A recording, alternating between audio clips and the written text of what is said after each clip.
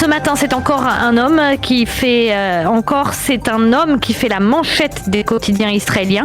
Un homme, Daniel, qui semble effrayer au plus haut point une partie de l'opinion publique israélienne. Et oui, Eva, et cet homme, c'est Avi Maoz, député du parti Noam, celui que le Yediot Aharonot qualifie d'extrémiste. Le grand quotidien explique en titre que la protestation contre sa nomination au poste de vice-ministre chargé du contenu éducatif s'étend. Selon le Yediot Aharonot, des dizaines de maires, des centaines de directeurs d'école s'opposent à ce que Maoz, qui est qualifié donc d'homophobe et de raciste, puisse avoir la moindre responsabilité dans le contenu éducatif du ministère de l'Éducation nationale. Le Premier ministre a lancé un appel aux pouvoirs locaux afin qu'ils interdisent tout contact avec Maoz. Et le Premier ministre, il s'agit du Premier ministre sortant, Yair Lapid. Et Binyamin Netanyahou, lui, a réagi en qualifiant cette démarche de Yair Lapid de rébellion contre un gouvernement élu. Le Israël Hayom consacre aussi sa manchette à Avi Maoz avec la même mobilisation des pouvoirs locaux et une estimation qui vient des rangs du Likoud. Netanyahou s'est trompé. Sans Maoz, il dispose toujours d'une coalition assez large de 63 députés. Et les députés Likoud menacent Maoz. Si vous continuez, vous allez vous retrouver dehors. Fin de citation. Et Daniel, qu'écrivent les éditorialistes ce matin autour de ce fameux dossier Maoz? Yafit Bouchris écrit en page 2 du Israël Hayom que le département éducatif qui a été confié à Maoz n'est qu'un seul des 17 départements pédagogiques du ministère de l'Éducation, donc avec des responsabilités très limitées. Et au lieu des menaces et boycotts, elle appelle à un dialogue ouvert et tolérant sur les différents contenus éducatifs, elle qui est elle-même une des responsables du ministère de l'Éducation nationale.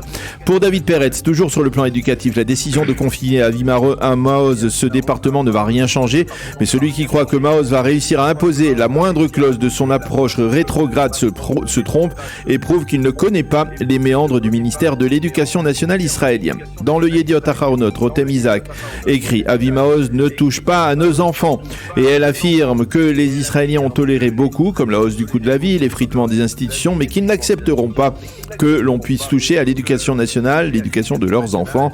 Cet accord avec Maoz est le premier indice de leur réveil, écrit-elle ce matin. Shimon Schiffer, lui, affirme toujours dans le Yediot qu'il faut descendre dans la rue pour protester contre l'arrivée de Maoz, et Dorit Strouk du parti sioniste religieux comme chargé de mission nationale.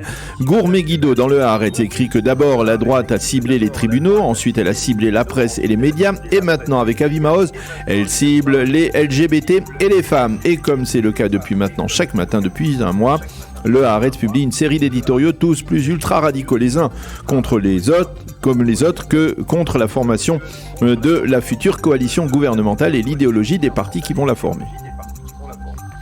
Le Yediot Aharonot, lui, ne se contente pas de sa manchette sur Avi Maoz.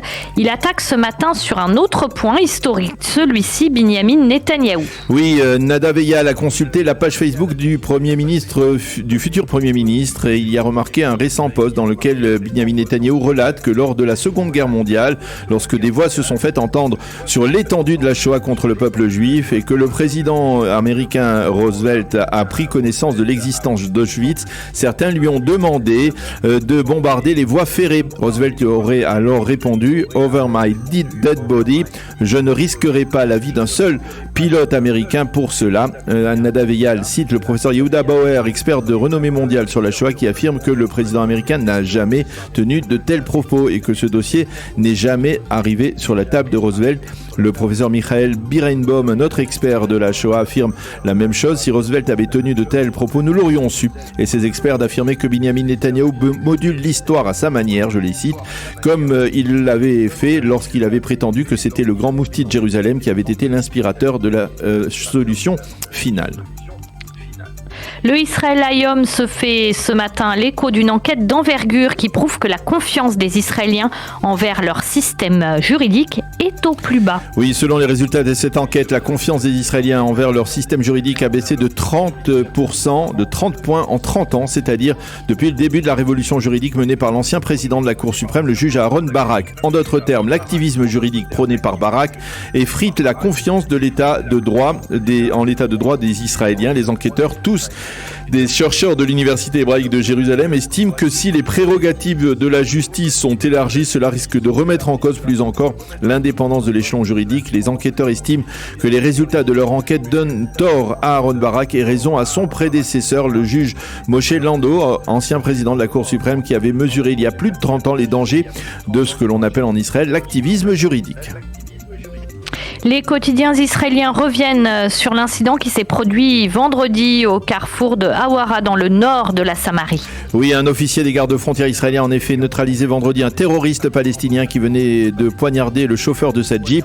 L'officier a poursuivi le terroriste qui s'était enfui et ce dernier lui a alors sauté dessus. Le terroriste a alors réussi à se dégager avec l'aide de 2 autres Palestiniens. Il a alors tenté d'agresser l'officier israélien qui a alors dégainé et tiré plusieurs coups de feu dans sa direction, abattant le terroriste, mais ce qui ressemble à un acte de légitime défense a immédiatement été dénoncé par des ONG d'extrême gauche qui ont parlé d'exécution du terroriste. Très vite sur les réseaux sociaux, l'affaire a pris de l'ampleur. L'officier israélien a été critiqué par des députés de gauche et par l'émissaire de l'ONU au Proche-Orient qui a demandé l'ouverture d'une enquête.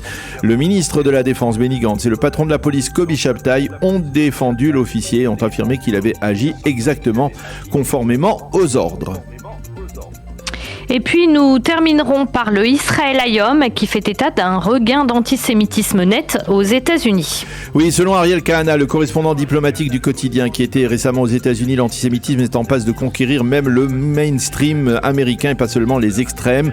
Selon des experts, les déclarations choquantes de Kanye West et ces dernières semaines en seraient la preuve. Les experts remarquent une forme de coopération anti-juive entre les suprémacistes blancs et la communauté afro-américaine qui inquiète beaucoup de dirigeants de la communauté juive américaine ainsi que de dirigeants israéliens et américains.